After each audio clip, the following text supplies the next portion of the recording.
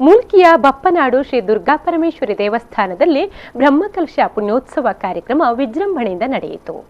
ಪುರಾಣ ಪ್ರಸಿದ್ಧ ಬಪ್ಪನಾಡು ಶ್ರೀ ದುರ್ಗಾ ಪರಮೇಶ್ವರಿ ದೇವಸ್ಥಾನದಲ್ಲಿ ಶ್ರೀ ದುರ್ಗಿಗೆ ಬೆಳಿಗ್ಗೆ 5:45 ಬ್ರಹ್ಮ ಕುಂಭಾಭಿಷೇಕ ನಡೆಯಿತು.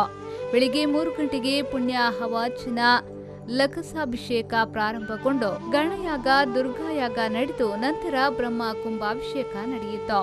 ಮಹಾಪೂಜೆ ನಡೆದು ಬ್ರಹ್ಮ ಕುಂಭಾಭಿಷೇಕದ ಪ್ರಯುಕ್ತ ರಥಾರೋಹಣ ಹಗಲು ರಥೋತ್ಸವ ನಡೆಯಿತು.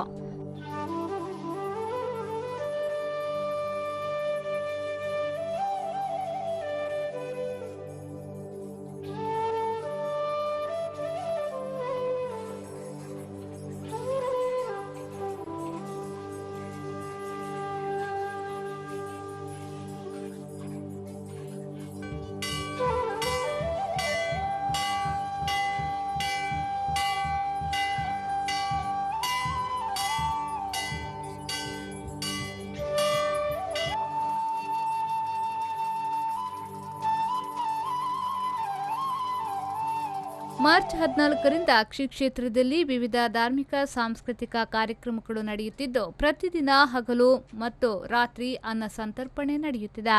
ಮಾರ್ಚ್ 24ರಂದು ಸಾಯಂಕಾಲ 7ರಿಂದ ಯಾತ್ರಾ ಬಲಿ, ಪೇಟೆ ಸವಾರಿ, ಶ್ರೀದೇವಿ ಮತ್ತು ಭಗವತಿಯರ ಭೇಟಿ ಮಹಾರಥೋತ್ಸವ ನಡೆಯಲಿದೆ.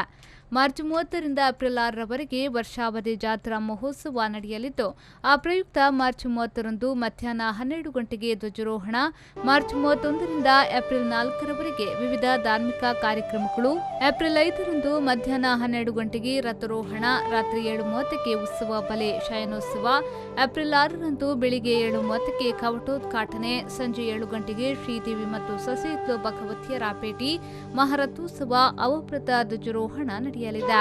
ಕ್ಷೇತ್ರಕ್ಕೆ ಪ್ರತಿದಿನ ಸಾವಿರಾರು ಭಕ್ತರು ಭೇಟಿ ನೀಡುತ್ತಿದ್ದಾರೆ.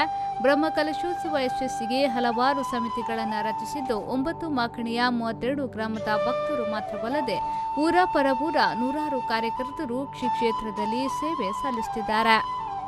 Nishant Shetty, ಕೆಲೆಂಚೂರು, V4 News 24/7 ಮುಲ್ಕೆ.